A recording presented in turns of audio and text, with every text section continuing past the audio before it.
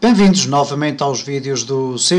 Continuamos a dar uma vista de olhos mais detalhada sobre cada um dos objetos que podemos utilizar nos nossos formulários e desta vez vamos avançar, isto depois de nos últimos vídeos termos falado sobre o text box e poderemos voltar ao text box se assim se justificar. Neste caso vamos aqui subir na nossa lista e vamos escolher, por exemplo, o list box. Ok, vamos arrastar para aqui uma list box e a list box por defeito tem este aspecto muito semelhante a uma text box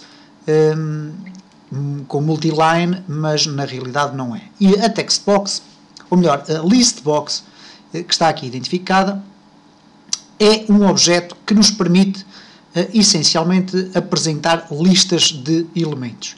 E depois destas listas estarem construídas, nós podemos selecionar determinado item dessa lista e utilizá-lo para as mais variadas funcionalidades. Para verificarmos como uma list box funciona, em primeiro lugar, já vimos que nas propriedades há aqui um conjunto de propriedades que são transversais, não vamos estar a repetir isso, uma vez que já foi referido noutros vídeos. Temos aqui então um nome, vamos começar por alterar o nome para lista items, ok? Se calhar items não será o melhor, vamos colocar valores, isto porque as list box têm um parâmetro, ou melhor, um método chamado items, ou coleção neste caso. E o que nós vamos ter a oportunidade de ver neste vídeo é essencialmente algumas implementações e utilizações da list box. Reparem que por defeito a list box tem aqui em cima um valor que é o lista underscore valores, que é o nome do meu objeto. E reparem que existe também aqui, uma propriedade interessante que é o items. E diz aqui coleção. E este é um dado novo no que diz respeito às listas de propriedades. Porque se eu clicar agora aqui neste botão dos três pontinhos, vai abrir este quadro no qual eu posso incluir vários itens. Posso repetir, não há problema nenhum, e quando eu fizer OK, o que vai acontecer é que estes itens, ao executar agora a minha aplicação, estes itens já vão fazer parte da minha lista, da minha list box. Reparem que eu agora posso clicar em cada um dos itens e automaticamente estes itens são selecionados. Não posso fazer multi-seleção, portanto só posso fazer uma seleção de cada vez e basicamente é isto que acontece com a lista. No entanto, na maior parte das situações, esta coleção, e daí este termo collection surgir aqui, esta coleção que é designada por items, são os itens da lista, não é definida no modo de design.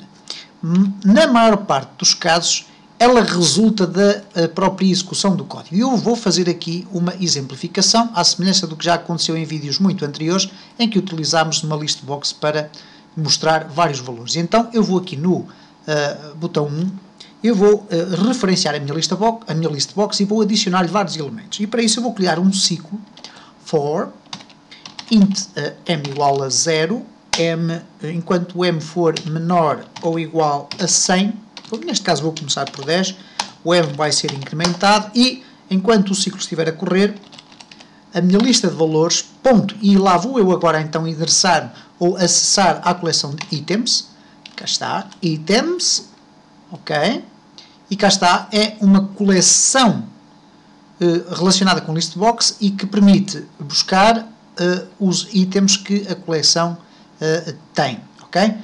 Neste caso eu vou utilizar o items e depois ponto head. E, neste caso, o head permite-me adicionar um item à lista, ok?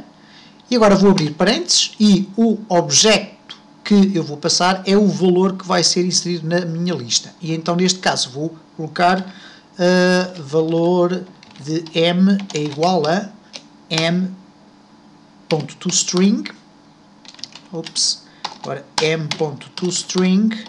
E, portanto, estou a adicionar o valor de m à minha lista, juntamente com esta frase, e em seguida vou aumentar aqui o m em um valor. Ora bem, não é necessário, uma vez que estamos num ciclo for.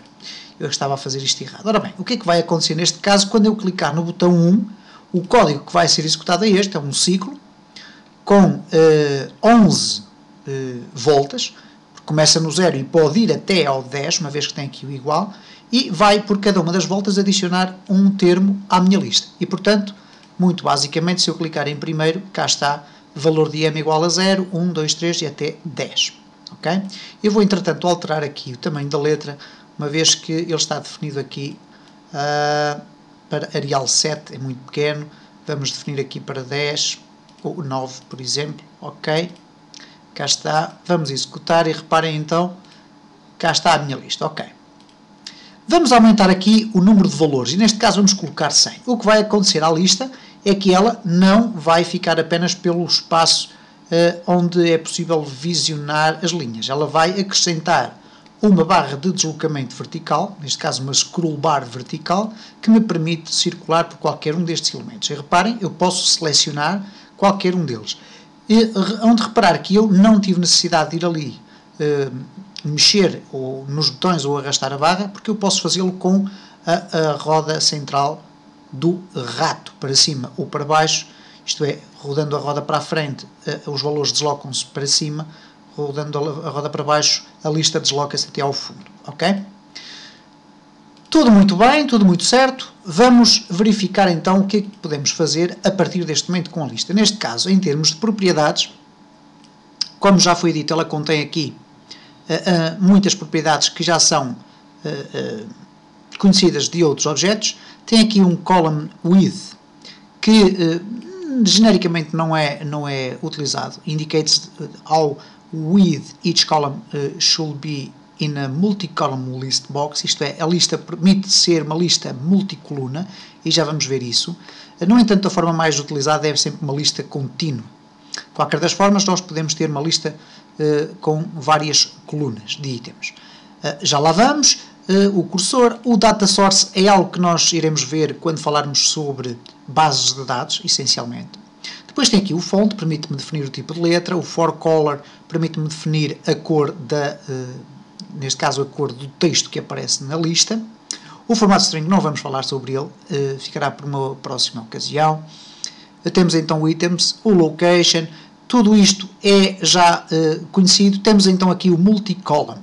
E neste caso, por defeito, é false. O que quer dizer que se eu colocar aqui multicolumn igual a true, o que vai acontecer é que eu posso agora definir aqui o column width. E neste caso, o column width, se eu definir, por exemplo, vamos aqui executar sem definir nada, vamos deixar ficar a 0, e reparem como a minha lista passou a ter aqui uma representação diferente. Okay? Passou a ter uma barra de deslocamento horizontal. E então o column width é esta largura da coluna. O que quer dizer que, como está a 0, ele vai definir a largura como quiser. Vamos experimentar colocar 10. Isto vai sair sarilhada, certamente. Cá está.